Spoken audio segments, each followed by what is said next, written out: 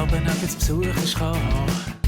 Als ich noch ein Bub war, hat sie mir etwas zu Mittag gegeben. Und dann ist man gehockt bis um 3. Und hat gegessen und erzählt. Und all die Geschichten vorgenommen. Und dann der Job und die Familie und Kinder.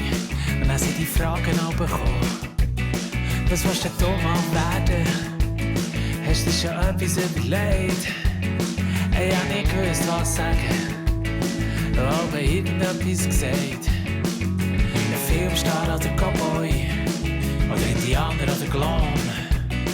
Einfach so sagen, was ich hören will. In einer solchen Situation. Aber gestummen hat es natürlich nicht. Ich hab mir nur nichts verderben. Ich hab genau gewusst, dass es mal aus mir geht. Ich wollte Italiener werden.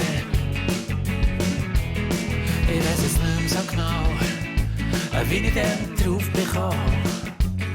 Ich hab glaub keine Italiener kennt, die sind dann ja erst raufgekommen. Aber ich hab ab und zu geguckt beim Bügeln, und sie haben mich einfach super gedünkt.